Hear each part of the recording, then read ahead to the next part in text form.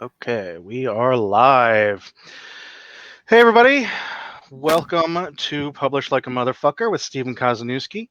This is episode number 8, our second episode of 2021. So thanks for tuning in. And on my stage left, your right, we have the legendary winner of multiple Bram Stoker Awards, World Horror Grand Master, currently the author of Nemesis and End of the Road and Sympathy for the Devil, the one, the only Mr. Brian Keene. Thank you. Thank you. And how are Good you to doing see today? you again, my friend. Yes, good to see you. I haven't seen you since I guess last fall you came down and we socially distanced out on the front porch, me and you Yes. and my kid. So yeah, and that was a delight. He's a great kid. And I actually want to talk about him in a minute. okay. In terms of technical stuff, and I'm going to keep pointing in the wrong direction, I think, for the people that are watching. But if you can see the chat here, and thank you to Dustin James, who has already joined the chat. And Dustin says, woo! And woo to you, Dustin. So when I do these Publish Like a Motherfuckers, yeah, it is going to go on YouTube for posterity and on my blog and, wherever else. You guys are welcome to watch it. If you are watching live and you have questions, comments, you just want to be, part of the conversation, go ahead and put it in the comments section there. And, I won't get to you immediately, but we'll share with you as time allows, that kind of thing. And I will also say we have a topic tonight, a topic I'm very interested in, and I have actually always wanted to talk to Brian about, which is why I ran it by him for this episode. But I'm sure some of you are going to have those, what's up with the ending to The Rising? What's up with the Mandy Patinkin? Look, if you have other questions. Valid. Sorry? I said that one's valid. If you have any questions outside of the conversation, go ahead and put it in there. I think we'll go until we reach a natural stopping point. I think we'll shoot for at least an hour, but if you don't, and I know you get to bed early, so okay. And Amy Lauer says, "Hi, Brian." Hi, Amy Lauer. And we were just talking about when we met last time. That was briefly before we did the interview at Air Studio, of which Amy and myself are co-owners. That's right. So, as a little bit of a preface here, we had Wes Southard, who's another one of the Central Pennsylvania. Speaking of the devil, Wes says, "Sup, nerds." And Christine Morgan says, "Hey guys, looking good. Thanks, Christine." That means a lot coming from you, especially. Christine's if you don't know, so Wes is a great author. Christine is also a great splatterpunk author. What's her latest? Lake Infernal. Lake House Infernal, which is an unauthorized tie-in to Edward Lee's Infernal mythos. Yes. I just got the hardcover of it this week, as a matter of fact. Oh, good. Yeah. Well, speaking of, happy Women in Horror Month, Brian. Well, thank you. Happy Women in Horror Month to you as well, my friend. So I have always said, and I'll say it here on your stream for posterity. Women in Horror Month. I think this is like 12, maybe the 12th month or the 12th annual one. Yep. And even early on, before you had any of the well-deserved successes that you've had early on in your career, you were one of the first male writers I noticed that was really pushing it every year. In fact, that's one of the things that put you on my radar at first. Not just your fumbling, awkward approach to J.F. Gonzalez and I when we were doing an autograph signing, but that as well. Good. So, kudos to you for that, man. You deserve a shout out for that. Nowadays, of course, everybody is promoting it. Everybody's doing their part, but you were doing it long before anybody else jumped on that. You know what I mean? So, well, that's good to hear. Yeah. So what female authors are you reading or are you pimping right now? Am I pimping? You want to revise? Well, I was trying not to put you on the spot, but I was just going to say, what female authors were you planning to read this month? But if there were just some that you wanted to promote. Yeah, like I said, I just got the hardcover of Christine's Lake House Infernal. It's a gorgeous book. Thunderstorm Books did it. I don't know if they have any copies left or not. But I'm actually promoting a number of female horror authors on my Patreon this month. Not just horror authors either. We have people like Erin Lewis, who doesn't necessarily write horror, but I like her stuff. We kicked it off with Megan Arcuri. This weekend we have Linda Addison and Haley Piper, and I have women lined up the whole month. The idea being, people pay $5 a month, and I give them content every day on Patreon. Every day there's a post. So the idea is, in addition to my posts, here's some content by women who I think you might enjoy that maybe you haven't read yet. And, hopefully we're introducing them to new readers in that regard. So. Great. Mm-hmm. Yeah. And if you're not on, what is it? Patreon.com/Brian Keene? I think something like that. Yeah. Okay. Yeah. And I noticed that those were starting to come up. And I myself am reading a mutual friend of ours, Jess Epley. I'm reading Exotic Birds right now, which I also think is not horror, but she does do horror and dark fantasy. I liked Exotic Birds. I read that last year during quarantine. Good. Because we're at the stage now where we have to differentiate the 2020 quarantine from the 2021 quarantine. So yeah, so we are. So Christine says hearts, and Wiley Young accuses Wes of being a nerd, which is hard to argue with. So a couple weeks ago, I believe, you texted me, and I rather enjoyed it. Your younger son, who is on YouTube as Firelord HD. Yep. In fact, he might be watching this right now. I don't know. I hope he is. If he's not, we'll have to direct him back to the YouTube page. But you said something. I guess you guys were having a discussion about your literary estate, and you said, and he said, "Who's in charge of your literary estate?" And you said, "Well, you've met him, Mr. Kozeniewski." And he said something like, "Oh no, we're doomed." That's a quote. So I wanted to speak to Firelord and say, to put your mind at ease, you guys are not doomed. Many, many years from now, many decades from now, when you are, well established and if your father, passes away at that time, I just wanted to let you know, Brian is one of the people I respect the most in the world. And I know what he values, and what he values most is you and your older brother and Mary. And I understand that when it comes time to look after his estate, those are also going to be the things that I am going to put first and foremost. And your legacy is secure. And I'm ready to announce tonight on Publish Like a Motherfucker what that legacy is going to be.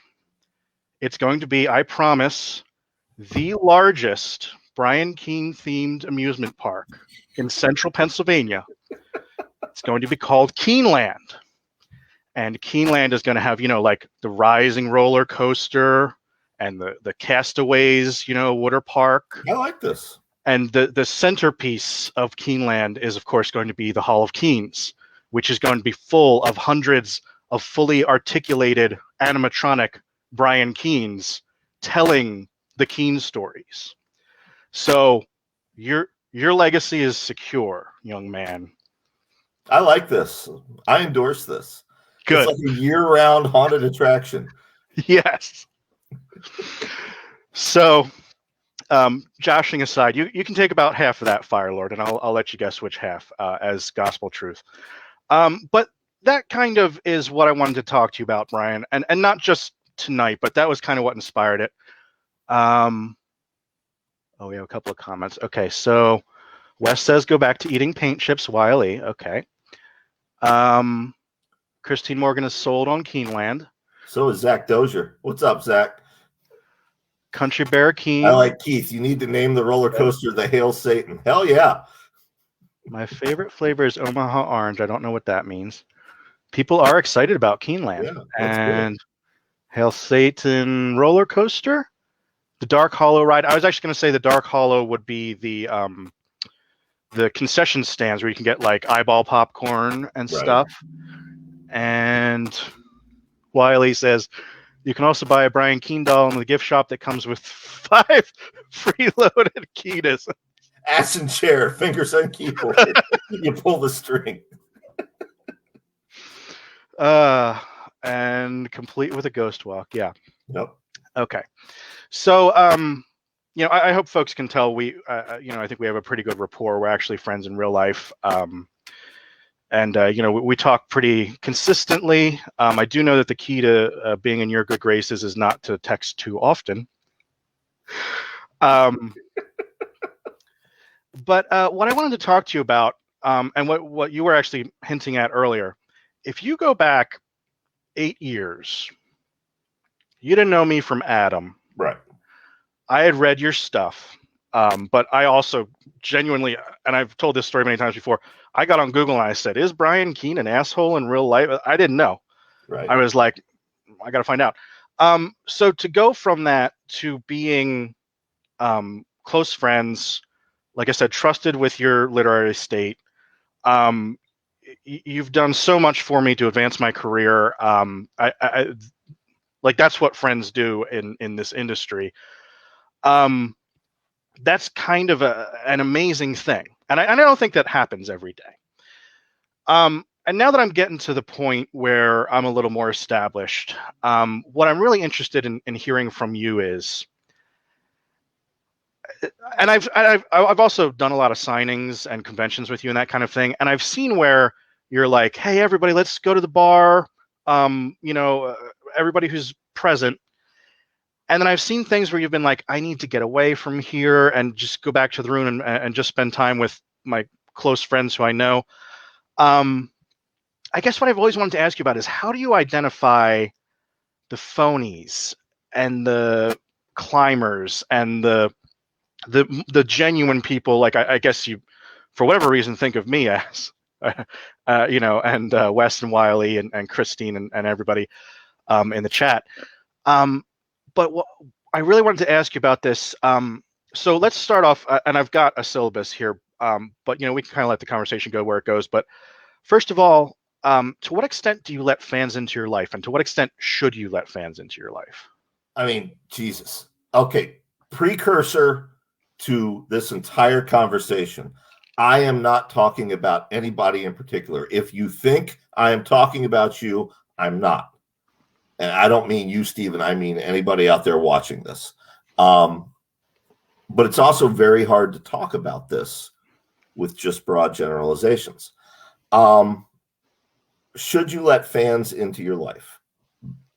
Depends on what you mean by that. When you're starting out, particularly now, you know, we're at a time where technology has made it possible for anybody that wants to write a book to write and publish a book. Literally anybody can do it. And there's a lot of good stuff being published, but there's also a lot of bullshit. And I feel for readers who have to wade through that. And I feel for authors who are starting out now who have to find readers amidst all that. So you do want to let fans into your life to the extent of, you know, you want to find them, you want them to read your stuff, and you want them to stick around and buy the next one. You know, 23 years ago when I was starting out doing this, the internet was a very different thing. We didn't have social media. Message boards were still this brand new thing. And, you know, there were 2 really huge message boards. Actually 3. There was Warren Ellis's forum, and that was like where all of the comics world went. There was a board called Shock Lines, and then there was my forum, the Brian Keene forum. And I mean, we had thousands and thousands of users, you know, hundreds of posts a day. I know of 3 people who met and got married on that board. I know of probably 5 dozen authors who got their careers started because of that board. And, the fans, the readers were right there with us. Everybody was, a big group. And that's cool. But you learn through trial and error who's going to be cool and who's going to be not. You try to talk to everybody with respect. You try to treat everyone with respect. If they don't give it back, that's a warning sign. If in a group conversation, they only want to talk to you and not acknowledge the other people in the group. I'll give you an example. And I believe you were there. If not, you've probably heard the story. I can think of a bar situation where it was myself and Jonathan Mayberry and probably a dozen other authors. And there was a young author there that would only talk to me and would only talk to Mayberry, would talk over other people to talk to me and Mayberry, would disregard anything anybody else said to him. That gets Brian's spidey sense tingling. And Brian is probably not going to be inclined to help that person later on down the line, because that person's a dick. That person's a climber.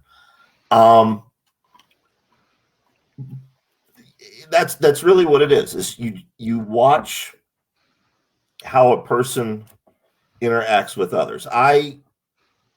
I'm very used to people only knowing, my public persona, and that's fine. That's why I have a public persona. It helps sell books.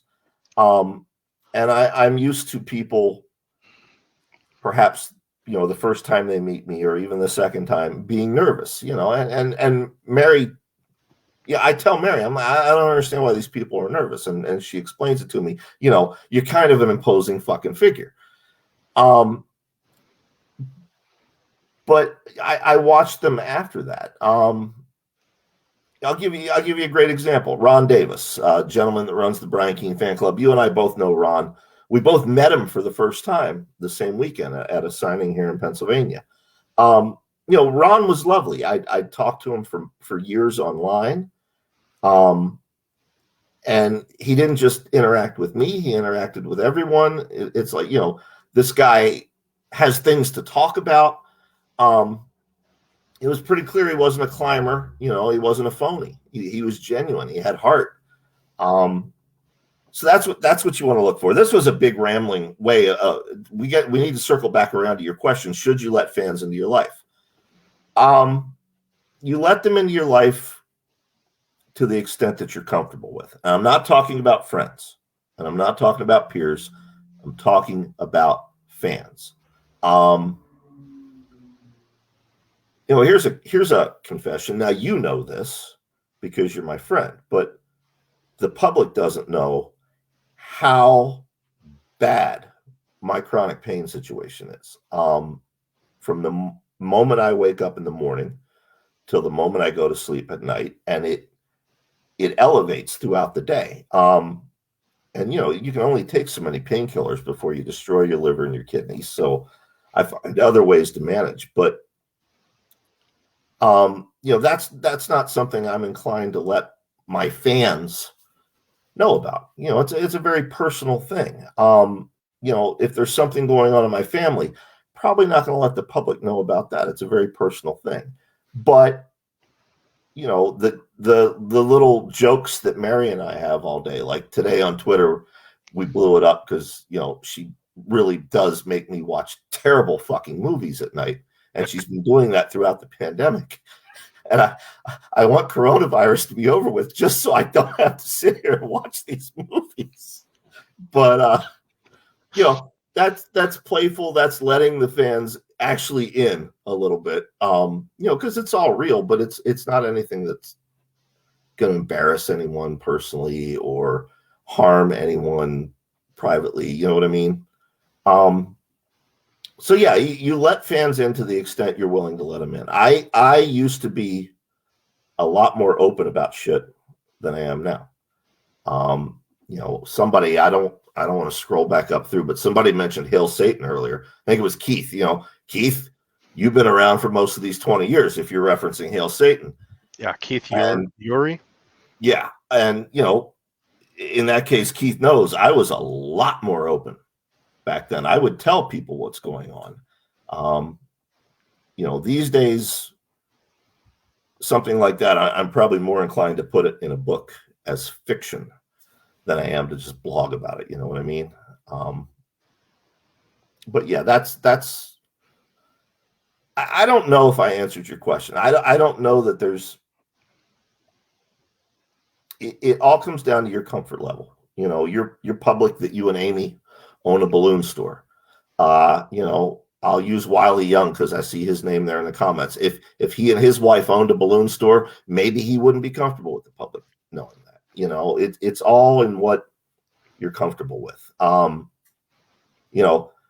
People know I have sons. People know Joe Hill has sons. You don't see us putting our sons' names online. Other authors have selfies with their kids, and I'm not judging those authors. They're comfortable with that. That's their comfort level. I'm personally not comfortable with it. So you have to decide that, and you have to talk about it with the other people in your life, particularly if they are not part of this business, because they should have a say in how much of their life they want out there for the public as well. That's a good point too. You did made I me ramble, or did I answer it? No, you didn't ramble, but I did want to set you at ease. And I forget if I said this at the beginning, but I really did want to have this conversation with you, like over a fireside kind of thing. But Right. It's also, I think, a good subject for up and coming authors and that kind of thing. So I don't think I don't expect you to have any true, false, or A, B, C, D answers. I just want this to be like a jumping off point so I can kind of pick your brain. But so Lori said, I wanted to pop in and say thank you to you and Ron for helping my friend in Nebraska. You're both awesome. Oh, hey, Lori, I just sent her book today.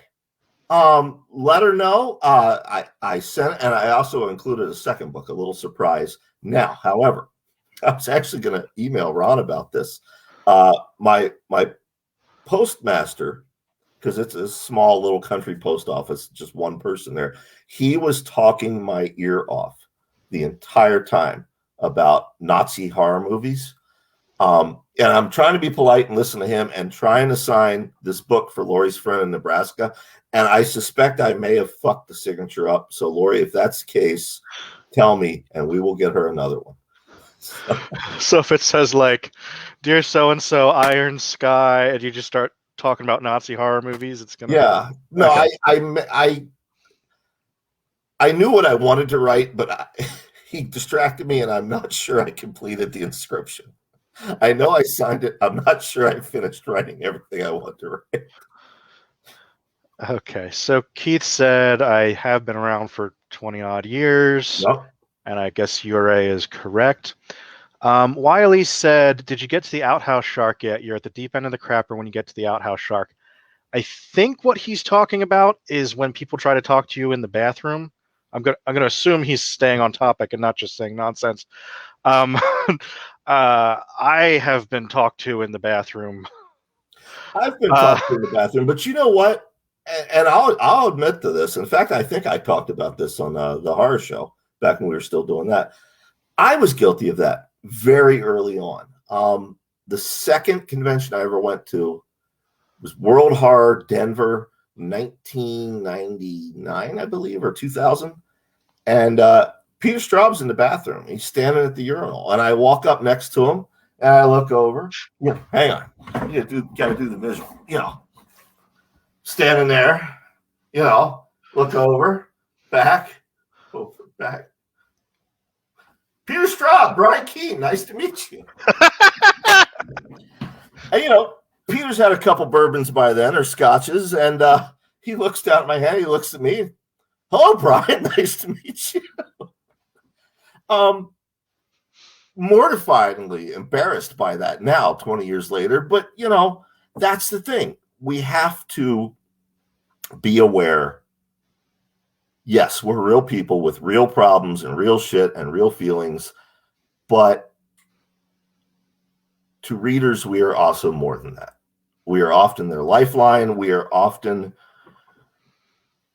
their escape from their shitty marriage or their shitty parents or their, shitty job. We mean a lot to them. And if they encounter us at the urinal, they may forget good manners, as I did with Peter Straub. You accept that with a little grace, but you also have to have limits. I know we told this story on the podcast, and you've met my ex-wife. She and I were at a con, and we were walking back up to our hotel room, and this person followed us through the lobby, talking about my books, talking about how awesome they were. Thank you very much. She got on the elevator with us, still talking about it. She got off on our floor, followed us back to the door, tried to get into the room with us. At that point, you got to stop being gracious. Clear boundaries. At that point, you've got to say, no, this is where our contract ends, Right. Unless you're into that sort of thing. Again, it's your personal preference. Yeah, I guess that's fair. I remember one of our mutual colleagues, Marco Palmieri, who I think he works over at Cereal Box now. Yeah. He told this story at a con. Now he was an editor at I think Tor at the time, and we were talking about horror stories like this, and he said, yeah, I definitely had somebody climb up on the toilet seat next to me and try to pitch me their sci-fi book while I was in the stall. So I haven't thought about that in years, if it doesn't come up on topic. But yeah, that's a really good point, to try and set boundaries with your fans. So speaking of fans, I guess we got it wrong. I guess House Shark is a movie recommended by Christine. So House Shark's a movie, but Wiley was talking about Outhouse Shark. House Shark. Okay. Wiley drinks quite a bit, so there's no telling. Yeah, and not good stuff either. He drinks like pineapple, like schnapps and stuff. Yeah. And Lori, I see your comment. Yes, absolutely. I remember you. And I'm glad to hear you've added so many books since then. That's awesome. So she says, I think this will all be video, but if you are just listening to this, Lori said, I don't know if you remember, but I sent you books after the collection got destroyed in Hurricane Michael 2 years ago. I've since added books and original Alex McVeigh Cthulhu art. Okay. Yep. Alex McVeigh, great. He did Hunter the Dead. And Marvel says, now the shitty job hunt, I think in reference to talking about the toilet seats. Wes is denigrating my love of the original bourbon, Old Crow. So learn to drink, Wes, then we'll have a conversation. Now somebody has to write out how Shark says Anne as well. Okay, so going a little bit off script. Like I said, we're trying to have a conversation. I throw the syllabus away, man. This is me and you talking. Yeah. Forget those people are there. So you were talking a little bit about the persona. So do you feel that that's connected to letting people okay, so we talked about there are different situations, and I understand the hey everybody, let's go to the bar at a convention situation. Is that a situation where you, and I don't want to get into, I just want to get you started on this topic. Like, is that the kind of situation where you keep the persona up because it's in public? Like, when does the persona serve you, and when do you let the real Brian, like, when do you feel comfortable with that kind of thing? Let's be blunt. The persona sells books. It always has. The persona got me noticed back in the late 90s when the situation was similar to the way it is now, where there's a whole bumper crop of new horror writers and you got to stand out amongst the pack. The persona continued to sell books for me when the mid list collapsed, and a lot of my friends and peers suddenly quit writing, or had to go back to getting day jobs again. The persona carried me through that. So why do I keep it up? Because it sells books. But there are times, using the "hey everybody, let's go to the bar," where the persona comes in handy in that regard. You can wield it like a tool to lift everyone else up. I can specifically think of a situation involving you and Wes and several other younger authors who I thought, boy, if I can just get people reading these guys. And a lot of people were there who read my books, and I was like, "Hey, everybody, let's go to the bar. By the way, have you met Steven? Have you met Wes? So it's that's a good thing, because then you're meeting readers and they're meeting you, and now they have a new favorite writer, and everybody's having a great time. But yes, there are times where I got to turn that shit off now and just go be real, and just go sit in a hotel room and be very quiet. I think everybody probably has a persona to some extent. Even the guy working at the paper mill, I don't know that he's who he is when he's at home versus who he is at the mill.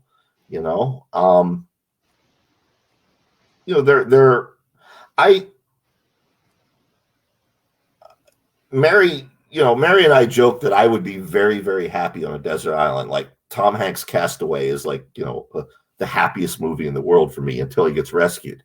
And I often think that, but the truth is I like being around people. I like being amongst a big group and talking to people and socializing, but only for a while. And then I need to get the fuck away from everyone.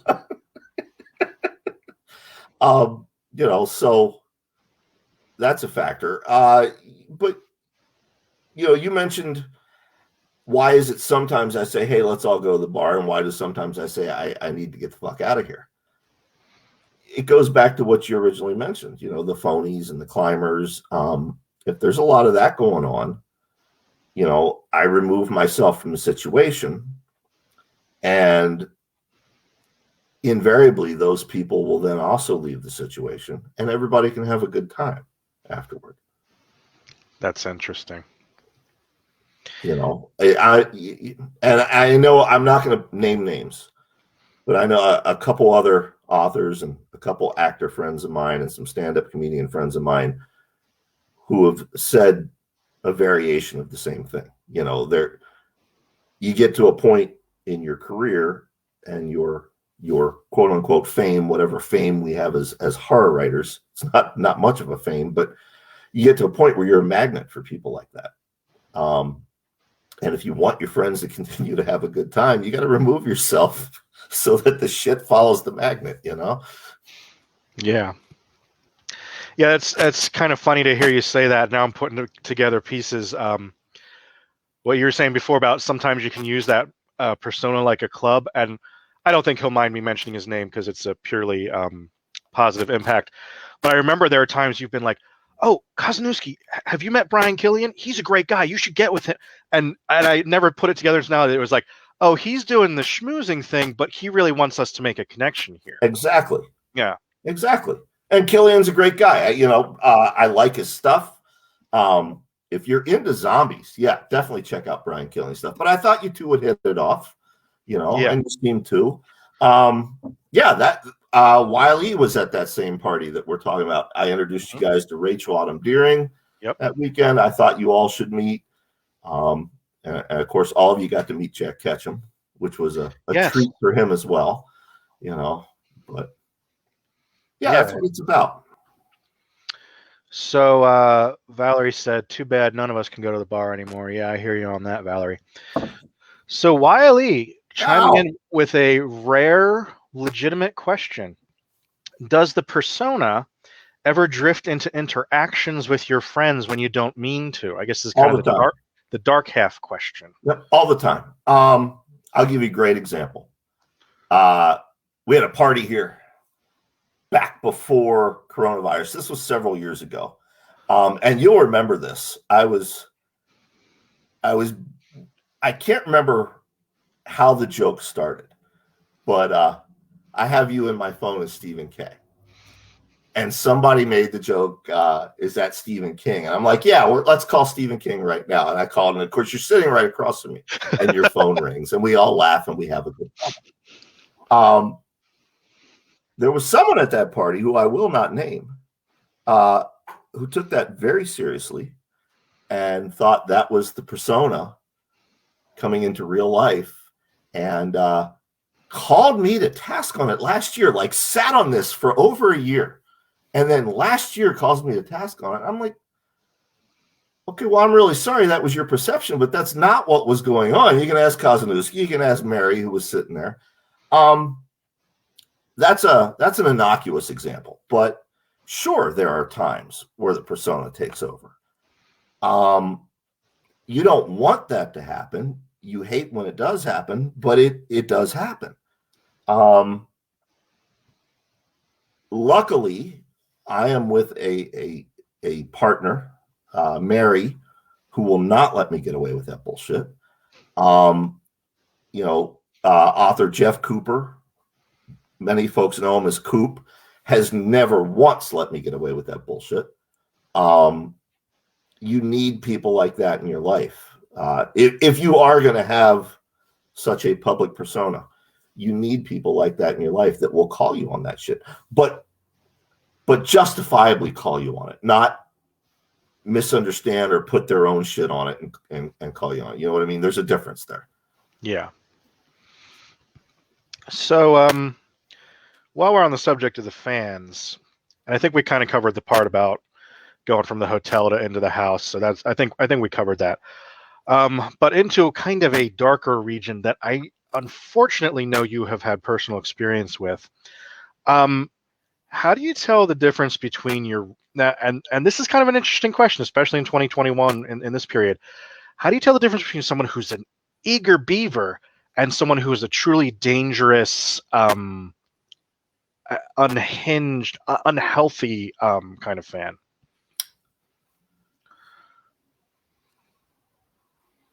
It's changed over the years. I can remember, I see Val here in the comments. We had mentioned the message board earlier. And I know Val will remember this because she was a moderator on the forum. We had an eager beaver in the early days of the forum who would not shut up about his fantasies about having sex with me. And, the first time, oh, okay, haha, the second time, hey, I'm really flattered. But it got uncomfortable. And understand, it has nothing to do with sexual orientation or anything like that. You folks know me. I'm cool. I'm down for, whatever. But it was making me uncomfortable, and it was making the mods uncomfortable, and it was making the other people uncomfortable, because we could be having a conversation about Richard Lehman novels, and this person would bust in with that. Okay, I think we can determine that this person probably should not be in the group anymore, and so they were ejected from the message board. In 2021, it's a lot harder to determine that. And the one thing I would caution you, I take the pandemic seriously. There are friends in my life I know that think I'm taking it.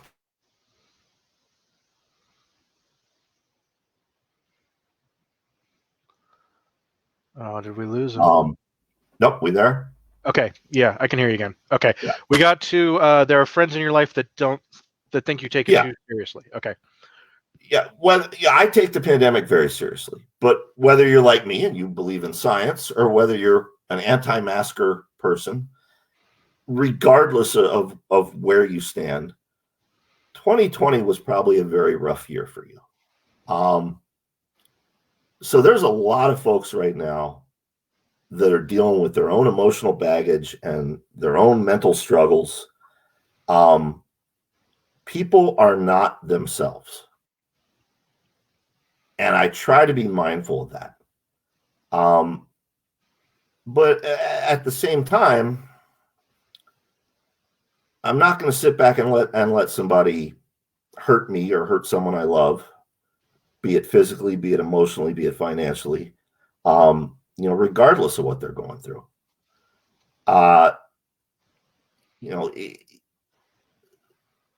So it was a lot easier to identify back in the day, than it is now. I guess is my point.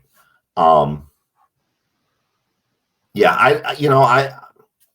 I don't know how you figure it out now. If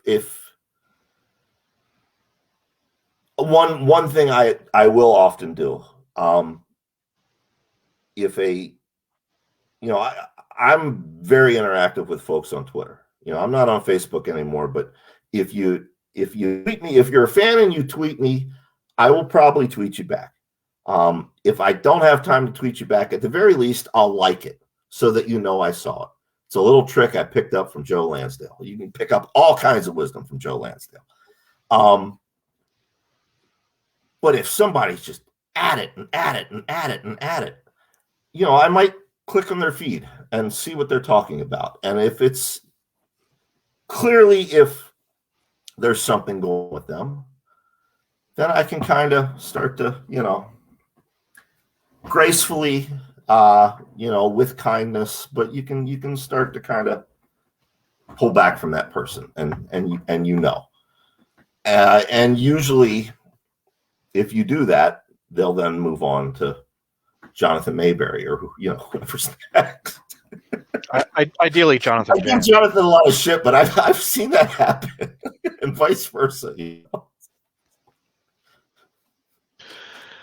Okay, so I think in reference to your semi-sexual predator, Lori says, "You're a good-looking man, but what the fuck?"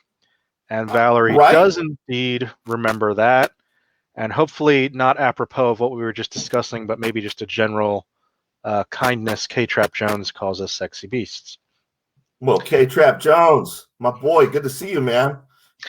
Lately of the Bludgeon Tools anthology, edited by him, story by me, on sale now. And I think that's that's our second table of content that we share after Clickers, I believe. Clickers Forever. Well, yeah. Big Book of Blasphemy. Oh yes, third one. My bad. Yeah. We're doing great. And Zach says, "Haha, poor Mayberry."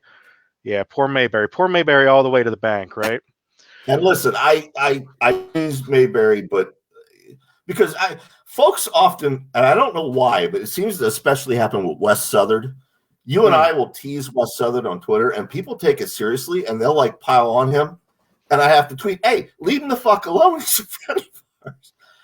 I tease Mayberry, but Jonathan and I have been friends for, oh my God, 2 decades now, and he's big enough he can take the jokes. I'm big enough I can take the jokes. Anything I said here, I said it with love. But it's true. Yeah, I like to send my stalkers to Mayberry. So I like that trick. I am picking up things here, so now I will know to send my stalkers to Jans when they start happening. Send them to Jonathan Jans. There you go. Jans is a great example for this discussion. His public persona is exactly who he is in life. Now, yes, he writes under a pseudonym, okay? But so many people, because he's so nice, so many people think that's got to be a public persona, and it's not. That's just who he is. But, you want to talk about letting fans and readers in, but knowing when to draw the line. He very deftly does it. Study how he does it. Study how he interacts with people. It's graceful. It's almost like a ballet, the way he does it. He for those interested in this discussion, take a look at his social media, particularly Twitter and Facebook, and just watch over the course of a couple weeks how he juggles that. Yeah, I was actually going to mention him earlier when you were talking about the kids, and I was going to say the way that he handles his kids is almost like a middle ground where Hmm. I think he has nicknames for them, but he shares stuff about them. So he'll Right. be like me and Daisy's not really the girl's name, but he'll be like me and Daisy did so and so, and it's very yeah, that is very noteworthy. Um, Lori and Valerie are going to get together about this stalker. Um, Christine What, Morgan has a shout out what, for what, Bludgeon Tools. wait, I gotta, because Mary is actually sitting here in the office. Lori wanted to know what man could compete with you. We should clarify. I was not with Mary at the time. This was a long time ago. But for the record, there is no man that can compete with Mary. She will punch me now. Okay, so Christine, who is also in Bludgeon Tools, gave that a shout out. Valerie's praising Jan, so we'll pass that by. Ann Marble said, people didn't think Wes Southern knew hard rock musicians. Yes, as a He joke. does. As a joke. I said something about, Wes would think Styx was a river and Kix was a cereal. People don't understand. Wes went to college for music. He knows this shit. All right, so back to the kind of the conversation. Oh, so this is the big one I wanted to ask you about. We're kind of covering a lot of ground, and we're kind of talking about a lot of the bad stuff. But I wanted to ask you a little bit about the climbers, and we've kind of touched on this. And this might even putting it in the center of my questions like this might even be because it's been weighing on me a little bit. And I'm starting to get to the point where people are asking me for help, Right. and I'm mostly happy to help, and that's something you have instilled in me. I know you would slap me around the way Lansdale and Ketchum and Dick Lehman slapped you around if I didn't help. Hell, But Lansdale still slapped me around. good, good. But that being said, I'm starting to worry about whether climbers are working their way into my life, and I wanted to ask you about because I feel like I know you have that strong nose for bullshit, and I'm pretty sure you can tell me if I'm wrong or not. I'm pretty sure there are times you have looked from 300 yards away and been like climber, Mhm. and I'm pretty sure there are times when people you thought were friends that you had known for years, and all of a sudden you were like, oh, that person does not like me as a human being. They're just looking at me as a stepping stool. So I really wanted to ask for your input about that. Yeah, I wish I could answer it, but I don't have a good answer for it. You're absolutely right. There have been people, not once, not twice, but this has happened multiple times throughout my career, where somebody I considered a genuine friend, somebody who I would move heaven and earth for, has turned out to have been using me the whole time. And that sucks. And it's the worst feeling in the world. And I've had it happen recently, had it happen last year. It's the worst feeling in the world. And probably the worst part of it is it then makes you question everyone else around you. And that's a very dangerous rabbit hole to go down. And I've been down that rabbit hole. So if you're going to have even a moderate amount of success in this business, you have got to develop a thick skin, and you've got to be able to compartmentalize shit like that. Yeah, it hurts. Okay, that person fucked me over. That turns out that person was a user. Moving on. You've got to be able to do that. It's the only way to keep doing this. But in general, discounting people who managed to get into your social circle and were there for a long time, and you then discover it. Talking about climbers in general, you go back to how do they approach you? I'll give you a great example. I remember being in the burn ward. Now, you and Summer Cannon and Mike Lombardo visited me in the burn ward. Did I look like I was in any sort of condition to help anyone at that particular time? Nope. I was genuinely worried for you.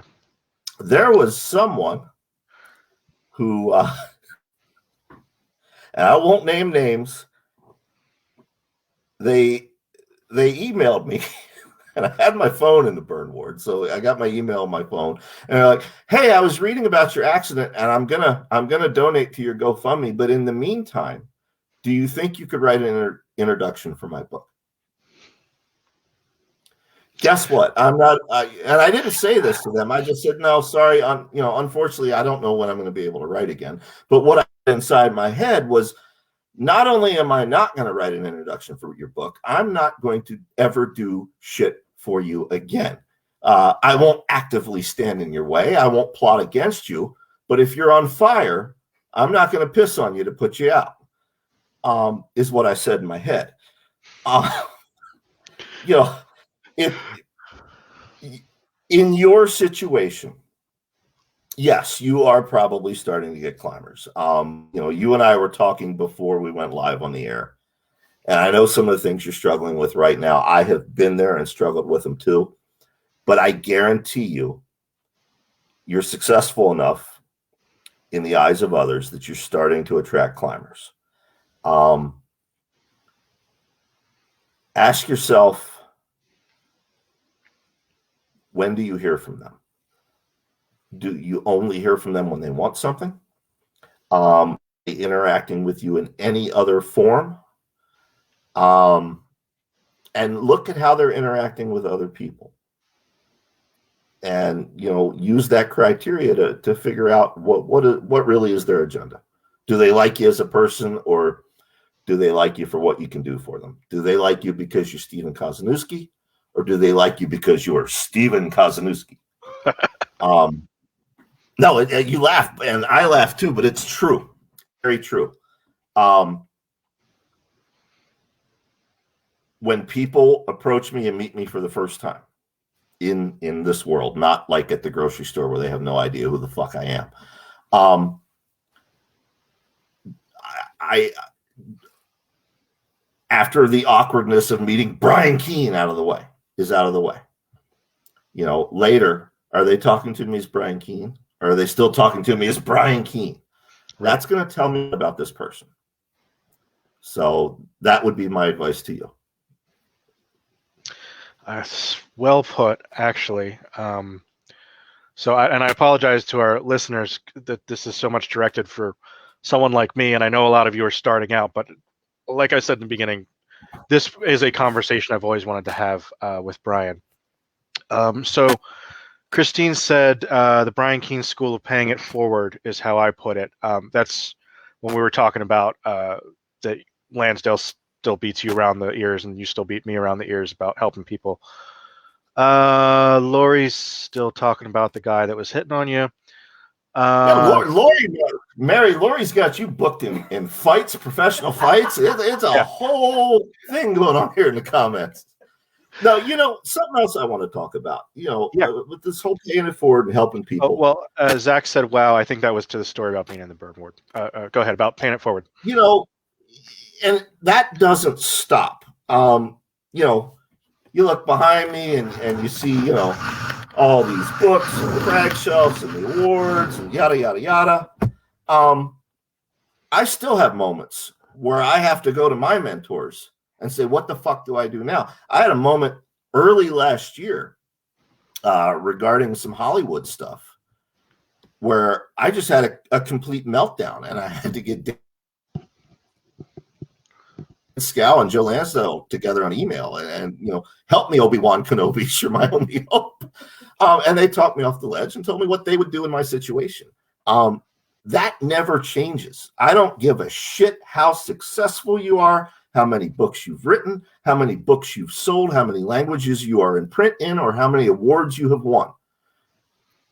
There will still be times where you either don't trust your instinct, you don't know what the fuck to do. And there will be people you look up to that you will go to for help. So, you never reach a point where you're done paying it forward, if that makes sense. It does. It's a little scary. So even when I'm like Mallerman level, I still won't feel like. Hell no. I guarantee you, and I say this with love, and I love Josh. One of the things I am looking forward to when this pandemic is over is Josh and his partner coming out here for a weekend to visit me and Mary. Josh and I are going to sit down. We're going to listen to records, get high as fuck. That's all we're doing for the weekend. But yeah, I guarantee you, there's people Josh is going to pick their brain.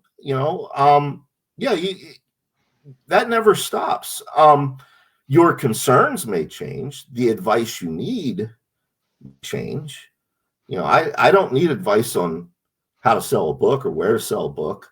The advice I need these days is, more how to break ground on Keeneland. Yeah, how do we build this roller coaster? Yeah. I mean, it doesn't change. The specifics may change, but the general, having a support group there, that doesn't change. Good. Wiley said, I guess this is to the climber thing. You were my stepping stool to tens of dollars. You've discovered my evil plan. Yeah. All right. Send me a royalty check for those tens of dollars. Christine says, I really appreciate how much you put up with my panics. And this sounds like there's a story here, which is why I putting it up third. There is a story, but I'm not going to embarrass Christine. That's her to tell, not mine. Oh, no, I'm sorry. I was going to say that I think this one from Trap is a story. Trap says, I was scared shitless when I first met Keen, but then we had Cuban sandwiches. Cuban sandwiches, that's right. I did a private signing at Camelot Books in Florida. Me and John Urbansick and Jeff Strand and Ed Lee and Dave Barnett was there, and K-Trap Jones showed up. It's the first time I ever. And yes, you were very nervous. It was easy to tell, but it was also easy to tell within 10 minutes of meeting you that you were genuine, that you weren't a climber, that your heart was in this, and yeah, you were delightful, and we had some wonderful Cuban sandwiches. Good. Yeah. And Nathan McCulloch says, I've tried hard to make friends as I network. If someone more successful helps me in one day, great. If not, I still have a friend. I can't stand the thought of being intrusive or a parasite. That's exactly it, Nathan. Yeah, that's exactly it. Nathan said in one comment what it's taken me 58 minutes to say. So are you good to keep going? Yeah, I'm good. Okay. So I wanted to circle back around to what you were saying earlier. Hang on one second, though. Yeah. How would you feel about making pressure tea? Will you? I'll even. See, will any other man make you a blood pressure tea? No other man would make me a blood pressure tea, Mary. Mary San Giovanni, everybody. I am more man than you will ever be, and more woman than you will ever be able to handle. Did the mic catch all that? Yeah, I think so. About making the blood pressure tea. Yeah. Kenny Hughes says, "Don't go walking off with any bone collectors." That was my great worry when we met Kenny. I wrote about that end of the road. Yeah.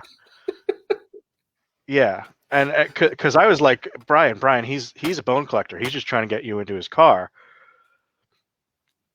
So, but everything seemed to be. You know what?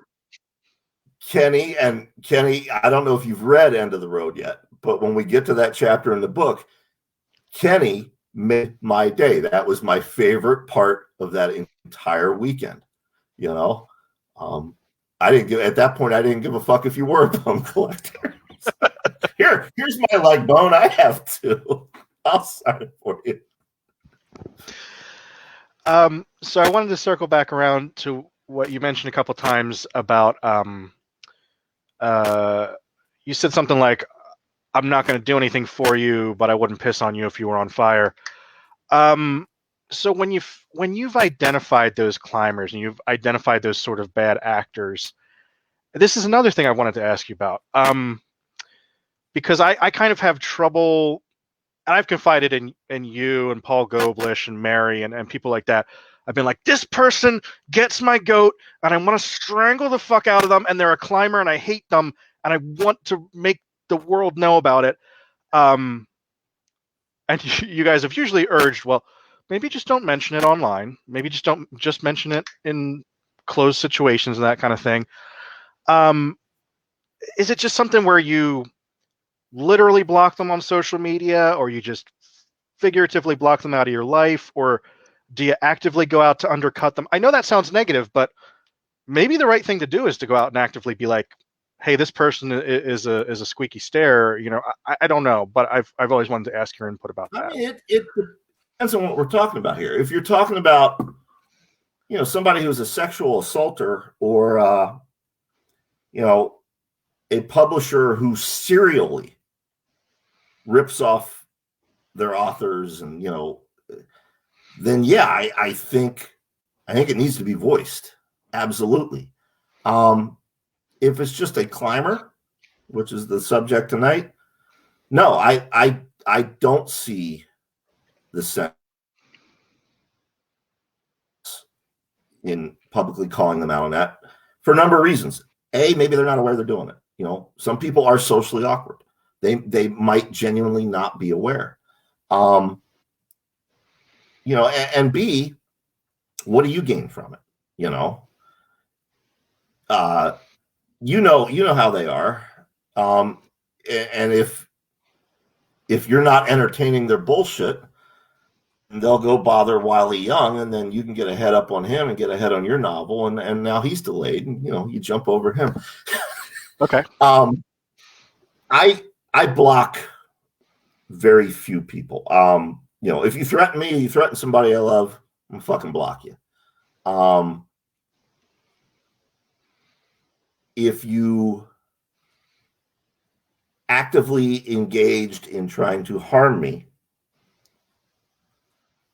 not just physically, I'm not talking about just physically, I'm talking about emotionally, I'm talking about mentally, or people I care about, yeah, I'll block you. I don't need you in my world. But climbers, no.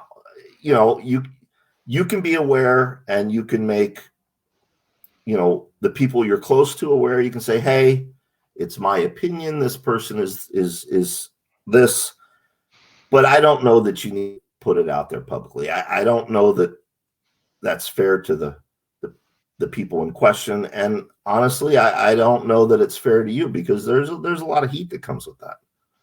Yeah, that is a good point. So Christine Morgan asks, speaking of untold stories, I want to hear about the crab in your pants, because Lee says he doesn't remember. Is this? Well, of course Lee doesn't remember. We've been drinking all day. So this is a real thing? It's not a story that can be told publicly, though. So, well, that's all right, because Wiley says that will be at Keeneland's grand opening for VIP ticket buyers. And Lori is still talking about the guy that tried to steal you. Okay.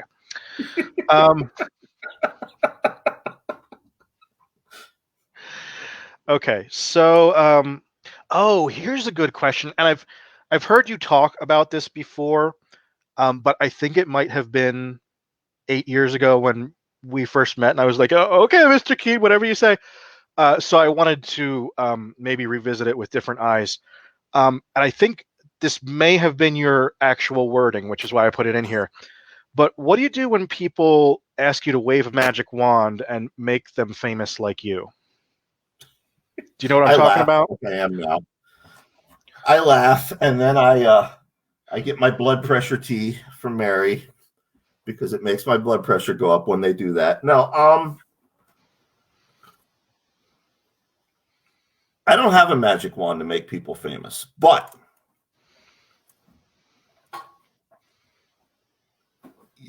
there are a certain type of person that I will absolutely be willing to make famous in this industry. And the type of person I'm talking about, the serial stalkers of the world, the serial con artists of our industry. I have no problem making them fucking famous. I've been doing that shit since 1997. As Coop says, we've been clubbing motherfuckers over the heads like they were baby seals since 1997. It's a beautiful way of putting it, and it's true. When for the 6 years that the podcast was on the air, people talked about, oh wow, these unscrupulous publishers and these con artists, and say he really goes after them. I've been doing that since 97. My first Stoker Award was for doing that with a newsletter called Jobs in Hell. I won a Stoker for that long before I ever wrote The Ride. I have no problem making those people famous because people like that only get away with that shit in the dark, in the shadows. You shine a light on it, they can't get away with it anymore.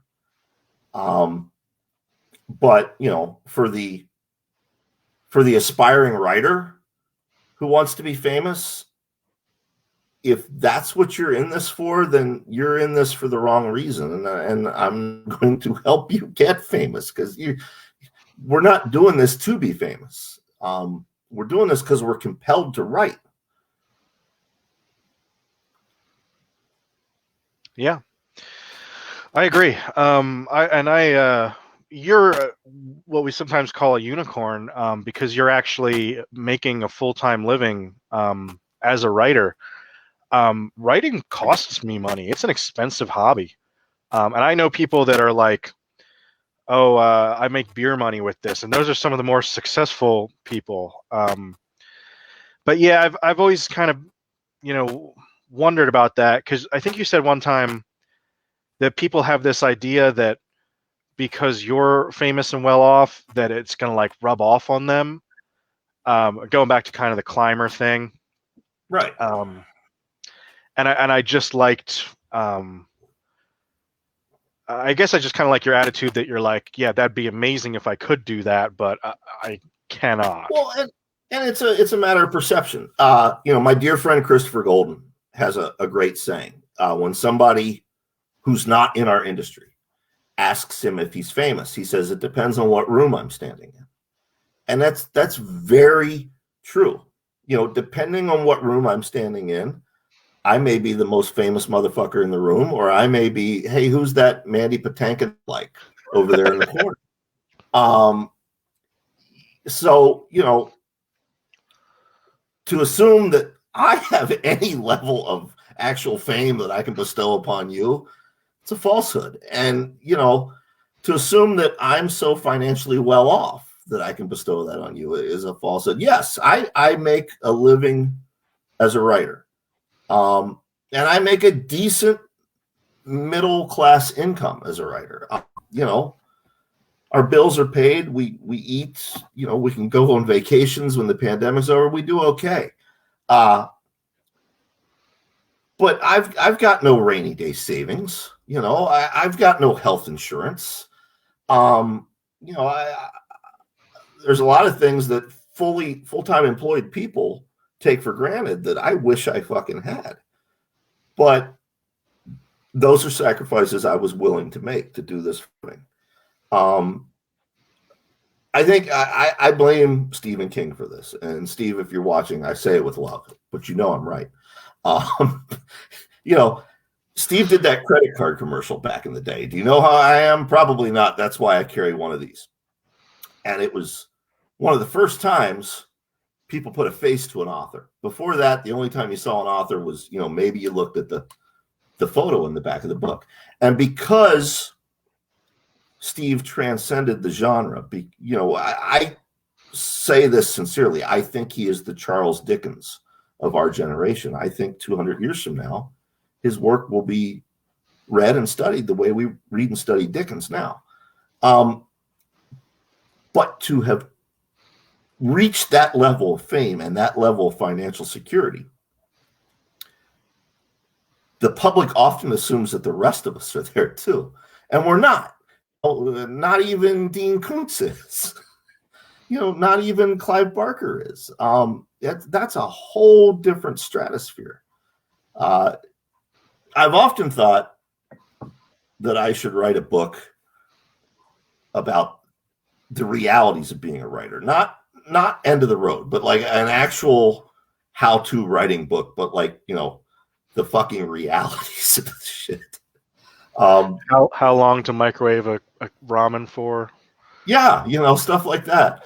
No, like the real realities. Like, yeah, you're, until you get a sizable backlist out there that's earning royalties every month or every quarter, you probably are doing this for beer money, or like Steven, you're probably losing money doing it. But I probably won't.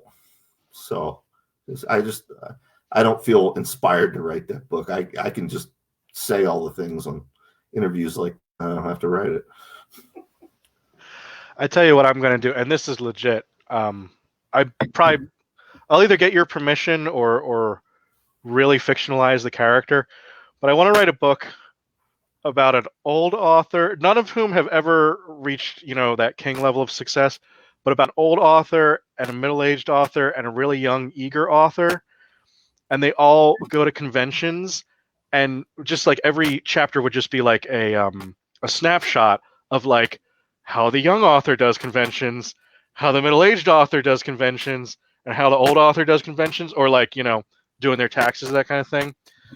I thought, that's one of the few ways that I think writing could actually be an interesting story, because I don't know why writers always make writers the main character of their story. I'm like, what's more boring than watching somebody do this, And speaking of, she says it's a serious question, but doesn't sound terribly serious. Lori says, how long have you both been in the business? Side by side, y'all look like before and after a long, hard career. I think that's valid. My hair used to be your color. My beard used to be that color. I have been doing this, Lori. I sold my very first short story in 1997. So I've been doing this since 1997. I was actually doing it before that. I just hadn't sold anything. I went full-time in 2004 and failed at going full-time. And then I went full-time again in 2007 and haven't had to have a job since. So I've been doing this full-time since 2007. So it took me about a decade to reach that point. I sold my first anything in 2013. I sold my first novel later on in 2013. So that'll be 8 years this October. So yeah, this is what I have to look forward to, huh? All this. As Shooter Jennings says, all this could be yours. Okay, so Alex. Okay, Alex Norcross says, "I love that idea, Kaz. If the spirit moves you, you should write it." Oh, the old author, new author. Yeah, no, I'm going to write that. Yeah, I think you should get somebody that's willing to go. Get my buddy F. Paul Wilson. And because he does cons completely different than me, and it's amazing to watch. Like I sit there and take notes. Okay, this is what I want to do in 20 years, and yeah, so it could be you, me, and Paul. Okay, there you go. Alex McVeigh says, I can't even afford my own artwork. That feels like some kind of stop thing there, because couldn't you then just make something and sell it, and then you'd have more money or something? That's Alex. Wait, Alex, what are you saying? Are you saying that you have to pirate your own artwork?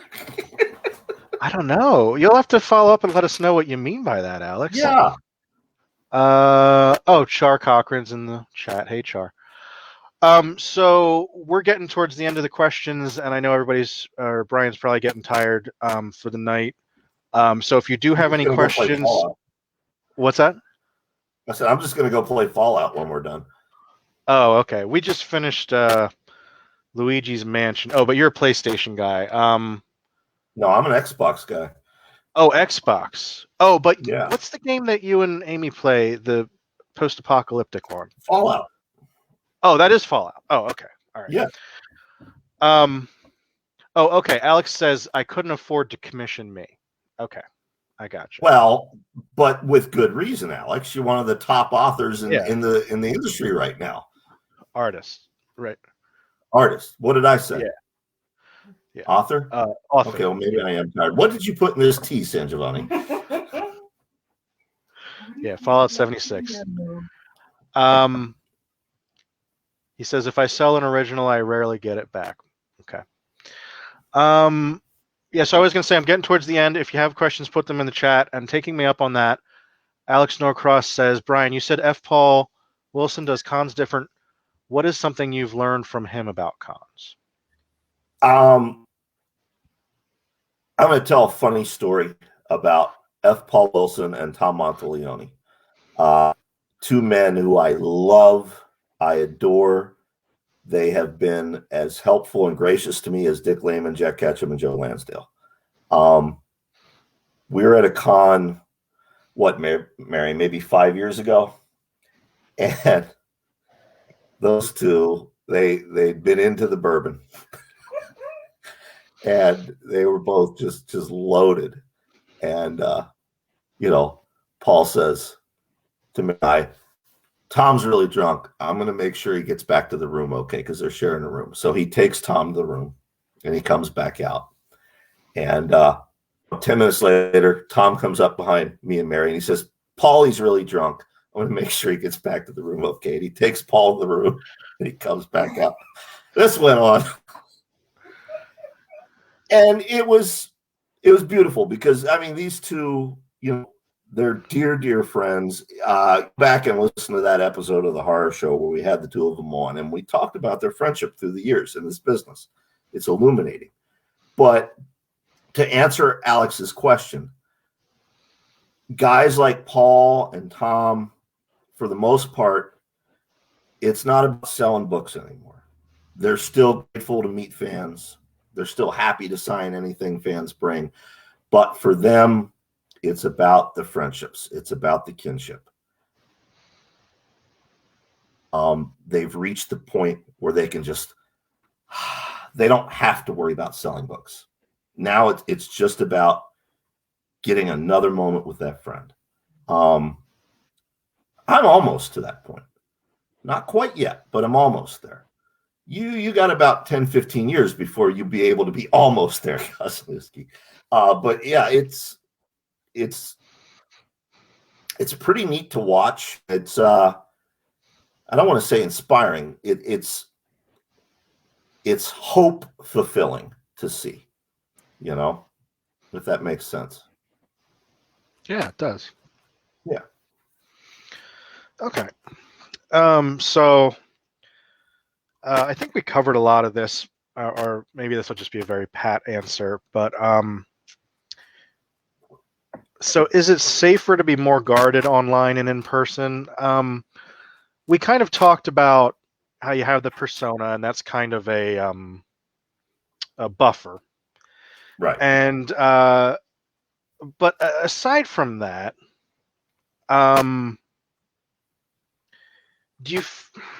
we've kind of talked about it's like threading a needle kind of thing. There's a certain amount of yourself that you have to put out to be genuine because fans can spot a phony, and Absolutely. there's a certain amount that it's just for you and maybe your partner, or maybe it's just for you or your family or whatever. How do you look at being guarded online, or someone like I think we're both friendly with him, but like Chuck Wendig, I think has no compulsions about putting any given feeling online. Right. And that works for him. How do you thread that needle? I mean, again, I think it comes down to personal preference and your personal comfort level. You know, you're right, and I adore Chuck. Chuck's a good guy, but Chuck has no filter when he's putting stuff out there. And you know, there have been times that has caused him some trouble. It's caused him some heartache. You know, I think everybody that knows me knows, you know, I guess I'm a moderate liberal. You know, I'm not a far left progressive. I'm certainly not a conservative or anything far right. You know, I'm a moderate, what they used to call a moderate. But you know, I'm not gonna sit there and castigate my readers who voted differently than me, you know, or who believe something different than me. You know, yeah, you know, obviously, if they're promoting actual racism or, you know, this fucking QAnon bullshit or stuff, yeah, I don't need that shit in my feed. But you know, I'm not going to castigate somebody just because, you know, they voted for John McCain and I didn't. So, you know, that's my personal preference. I try not to fill my feet up talking about politics or talking about what's going on in the world, because personally, I don't think my readers want to fucking hear that all the time. There are times if there's something I think is important, something I feel I want to comment on, I will. You know, but that's a hard needle to thread. And it's the same with all aspects of that. It's just, again, it's not a good answer, but it's the only answer I have. It comes down to what you're comfortable with. You know, writing is a very solitary act. You know, it comes down to you and the keyboard and what's in your head. But humans are not solitary creatures. I can joke around and say I'd love to live on a desert island, but at the end of the day, I recognize I need other people in my life. So I think when you're starting out as a writer and you're meeting all these readers, you're meeting all these fans, you're meeting all these fellow writers, there's probably a tendency, you get so excited by that interaction, there's probably a tendency to put too much out there. You know, so just be careful with that. You put it on the internet, it's forever. You know, good or bad. You can say, oh, well, I don't mention my kid's name anymore. I used to when I was starting out, but I don't mention it online anymore. Well, yeah, but if you mentioned it online, it's there. You know, yeah. So you've got to think ahead. That's a very good point. So I've only got one more question. So last call for questions in the Tom Duffy. Yeah. So last call for questions in the feed, and this is coming from Tom, and he says, Brian, you mentioned needing a public persona, putting yourself out there, going to cons, being available to fans. Okay. However, there are a handful of authors who are basically hermits yet are successful. Do you have any thoughts on why this may be the case? I do. Use a great example, Bentley Little. He's a sweet guy. You know, I know the perception within the genre is that Bentley is a hermit. He's not really. You know, he's very involved in his local community. He's just not involved in this community. You know, he writes his books and publisher puts them out there. He doesn't want to do cons and signings and stuff. Bentley's successful because he found his audience before all of this, before the internet, before social media.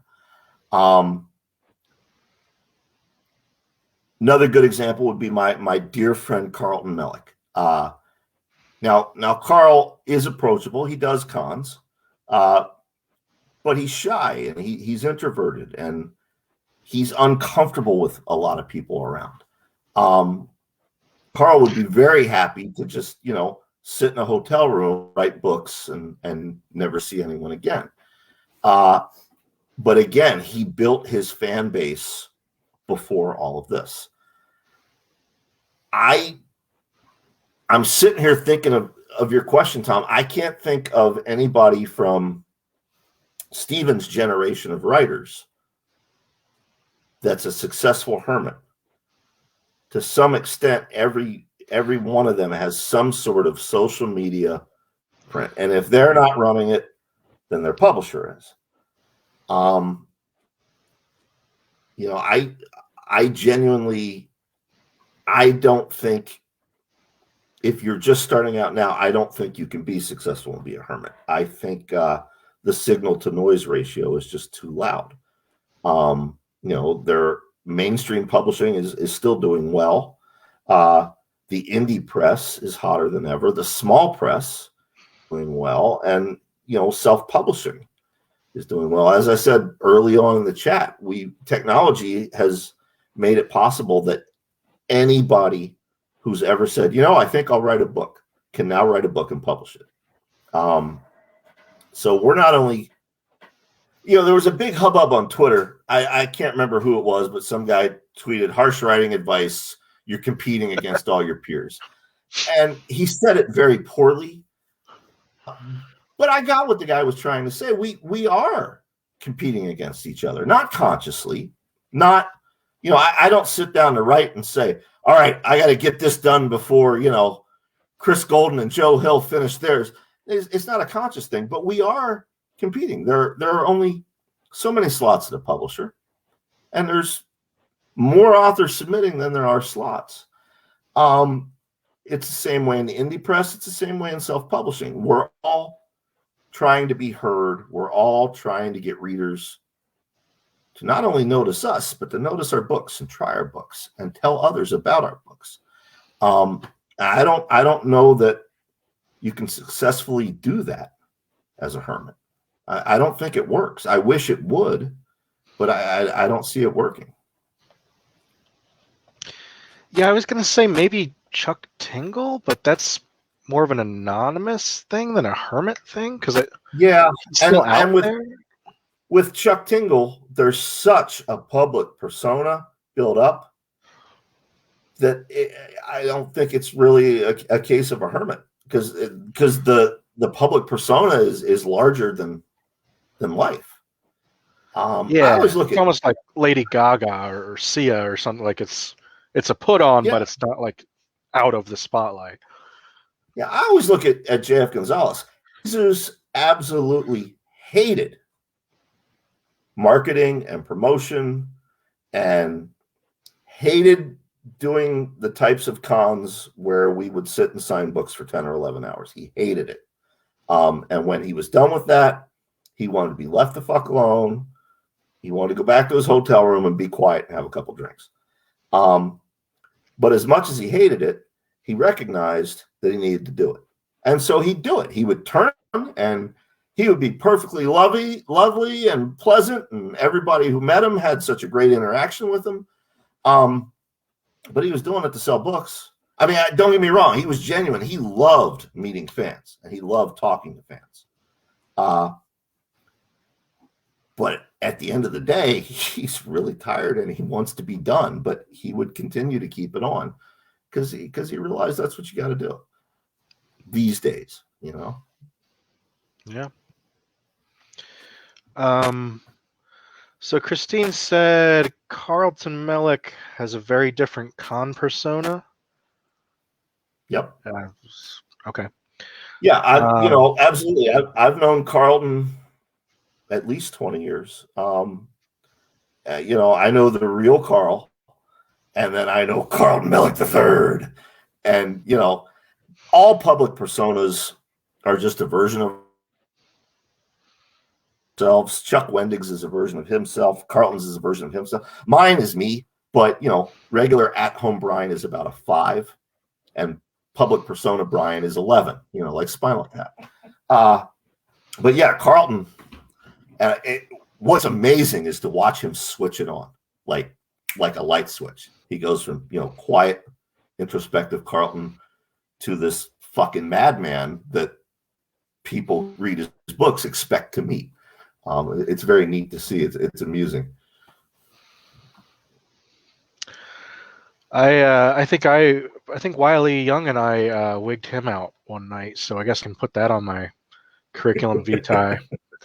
You guys wanted to meet him so bad, and he wasn't in his public persona at that moment. Oh, so we wigged out the real Carlton Mellick. You wigged out real Carlton. Okay, then I guess I feel better about that. I don't know. I feel bad about that in general, but that's fine. So Lori said, okay, curious, as writers, do you read on a Kindle or prefer actual physical books? I use both. I got my Kindle right here. But I got physical books right here too. It all depends on what I'm doing. I still prefer physical books because Mary and I collect books. If it's something that I'll probably never read again, or if it's something I want to try out, I'm not sure about, I prefer Kindle. If it's something I know I'll reread, or if it's an author we collect, then I prefer physical. Hopefully I won't start a flame I know that war. I keep bringing up. This is like the third or fourth interview I've done where Gwendy's button box happened to be on the desk. People must be thinking, strange. wow, it's taking him a long time to read that book. Read Gwendy's Actually, there's outlines. Where did you go? Yeah, I was just getting my signed copy of Gwendy's button box. Oh, look at that. Look at from that. when Richard Chismar said, "Hi, Stephen, nice to meet you for the first time," I think is how he signed it. Which, no, I'm just Josh and Richard. We worked on a project together a couple of years ago, and then he didn't recognize me, and I was like, "Hey, Richard, good to see you again." He's like, "Hey there, fella." I hear Mary. That's not the way Richard Chismar speaks.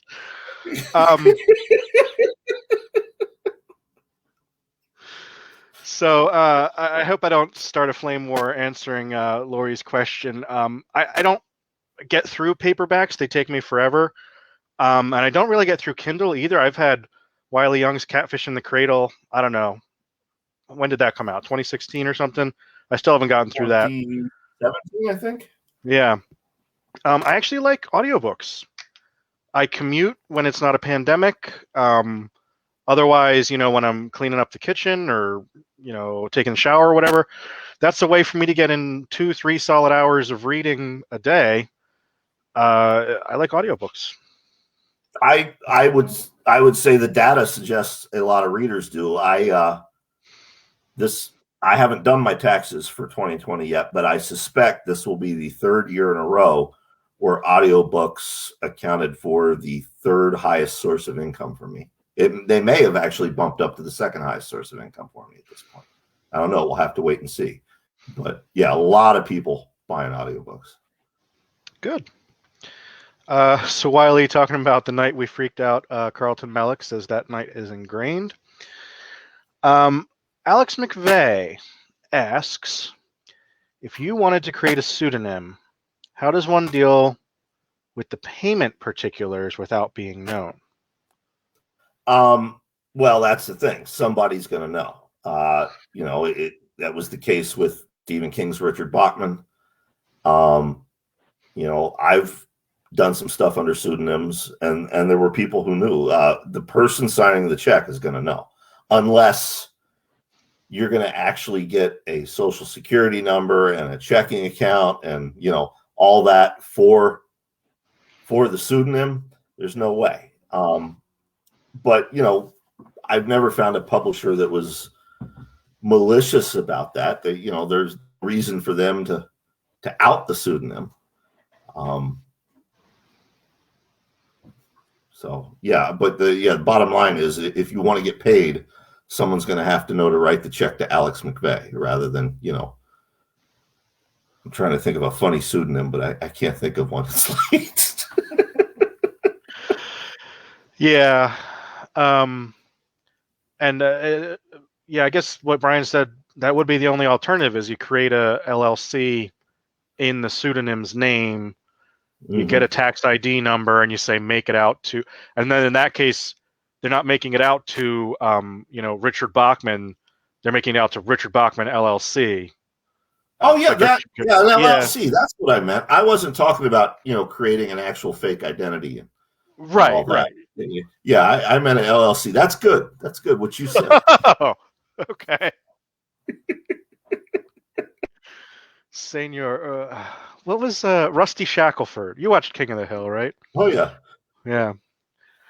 I'm in the emergency room one time, and they need my ID, and Mary's there with me, and she's going through my money clip, and there are 3 different IDs, and she's looking at me which one to give them. But that's all we're going to say about it. Okay. But yeah, LLC, I like that idea. That's good. Saved you there, didn't I? Mm-hmm. So I didn't want this. Was that story public persona, or was it the truth? Oh, this is kind of a Lady and the Tiger kind of thing for the audience, right? Yeah. So we've talked a lot about negative things tonight. The last question that I have, and if you guys have any more, we can probably fit a few more in before the next round of blood pressure tea has to come in. I'll have to pee soon. Okay. So as a positive, Alex's LLC is McLovin. Okay. So at the end of the day, in sort of a positive sense, is this all worth it? And you kind of talked about Tom Monteleone and Paul Wilson having these lifelong friendships. I could certainly see, well, hell, actually, to be honest with you, Brian, I have seen a lot of people flame out just in the 7 or 8 years I've been doing this, that either can't handle the pressure or didn't realize that, this wasn't going to be the career for them. I've known a lot of people that had early success and just flamed out and that kind of thing. But knowing all of the stress that goes into this and knowing that we have to deal with fake friends and climbers and bad publishers and bad actors and, all these kind of people, do you feel like at the end of the day it's worth it with these friendships that you have? And I mean, you've mentioned like Christopher Golden and your partner Mary San Giovanni and these kind of people. In the reverse sense, is it worth it to put yourself out there and meet these people and have these lifelong relationships? Absolutely. You brought up Mary. It's a great point. If I wasn't doing this, and if she wasn't doing this, I would have never met her. I genuinely believe she's my soulmate. You drive me crazy sometimes, but with your toilet shark movies, but yeah, we would have never met. I don't mean to make this a plug for my book, but it's all right there in the epilogue to End of the Road. Actually, the last chapter, but especially the epilogue. The epilogue of the book is this imagined afterlife, where regardless of your religious beliefs or if you even believe in an afterlife, where everybody's energy is up one last time, and it's this convention, horror artist convention, and it's the hotel bar, and everybody has one last night together. You and I have both served, and that's a lifelong bond, the people you serve with. But I have never had better friends in my life than the people that this vocation has brought to life. Be they friends who are gone, like Jesus and Tom Piccirilli and Gak, or be they friends that are still with us, like you or Coop or Chris, who you mentioned. This job has cost me a lot of things. It cost me a marriage. It cost me financial destitution. It cost me a heart attack. And it's cost me some friendships. Absolutely. But I would do it all over again in a heartbeat because of all those other friendships and relationships that it has brought me. I was a fan of this industry and this genre since the age of 6. It's brought me a lot of joy, and I am so grateful that I can now give back to it and bring that joy to other people. That's how many people get to do that in life, but all that aside, the people that it has brought into my life, I wouldn't trade for the world, and I wouldn't have that if I was still working in a foundry or if I was still driving truck or any of the other jobs I had before this, Well, I know that we're all teary-eyed. I am glad that I ended on that question. So I guess what you're saying is there are places you've remembered, people and friends you still can recall. Yeah, let me give you an actual concrete example. Do we have time? Yeah, no, I got all night. I'm gonna dial the public persona from 11 back down to 5. So this is real Brian. Because this doesn't get talked about. This is one of those things that the public never knew about. My oldest son, who's 30 now, when he was 10 years old, his mother and his new stepfather took off with him. And we couldn't find them. Her family couldn't find them. We couldn't find them. I'm not going to name names or get into specifics, but the stepfather was kookily religious. I'm not saying he was religious. I'm saying he was kookily religious. Hired a private eye, couldn't track him down. To survive this, I basically had to convince myself my little boy was dead. It was the only way to get through it.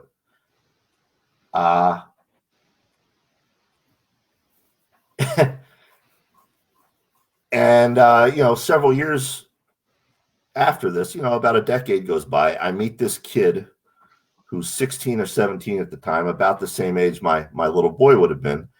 And this kid comes up to Jesus Gonzalez and I at a signing, and he says, I make movies in my mom's backyard. I love The Rising and I love Survivor. Here are my movies. Take them home and watch them. He gives us each this DVD. Jesus calls me that night. He's like, hey, did you watch this kid's movies yet? And I'm like, no. He's like, we need to right now. So I put him in, and I'm like, wow, a teenager made these. These are great. So we get to talking to this kid. The kid, long story short, he's Mike Lombardo. And I absolutely 100% feel the universe brought him into my life at that time. He became like another son to me. I think of him legitimately as another son. And were it not for this job, were it not for that stupid zombie novel that I wrote, that this kid read in junior high and then said, oh, wow, he's signing, I got to go meet him and show him my movies, I wouldn't have that connection. I would have never met him. The story has a happy ending. My boy escaped at 18 and tracked his old man down because of my writing. He was able to find me, and he's 30 now, and he's great. I love him, and I love Lombardo too. But yeah, it's a great example of, is it worth it to put up with all the bullshit? Yeah, absolutely, because you get things like that. That's great. So I'm all choked up now, but I've got to tell you the truth now, Brian. I was actually just keeping you talking so Trap could steal all your shit and fall out.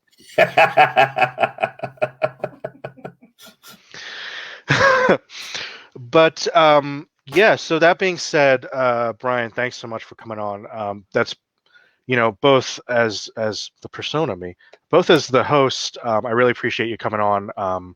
I know you were jealous of Wesley Southard, and that's why you asked to be brought on. That's a true story. Wes was on your first episode, and I texted you the next day and said, "What the fuck?" But no, but also the non-persona me, I've wanted to have this conversation with you for a long time. So I'm glad that all the voyeurs got to get their kicks by watching us have this heartfelt discussion. That being said, yeah, no, it did. Actually, it definitely puts some things into perspective. But that being said, tell us about Nemesis and End of the Road and Sympathy for the Devil, and tell us where people should seek you out. Yeah, Nemesis, it's a very short novelette by myself and John Urbancic. Very different from what either of us normally do. It's not a horror novel. It's a dark fantasy adventure involving Chinese kaiju. I know kaiju are Japanese. These are Chinese kaiju. That's on sale right now in paperback and ebook. End of the Road, #1 bestseller, keeps popping back up the charts. Ebook and paperback. I don't think there are any hardcovers left. Made the preliminary ballot for the Stoker Awards, so that's cool. I'll read it when it comes on audiobook. It will be out on audiobook later in 2021. I'm prouder of End of the Road than anything I've ever done. I literally wrote that book saying, okay, this is what I want to say before I die. So literally at any point from here on out, if I have a heart attack and keel over the keyboard, I can just point to End of the Road and say, oh, this is what I wanted to tell you. So yeah, that's out in paperback and ebook. And Sympathy for the Devil at print for something like 14 years. And I wasn't going to bring it back into print, but Wes Southard and Kit Power convinced me that I should. So that's now available in paperback and ebook as well.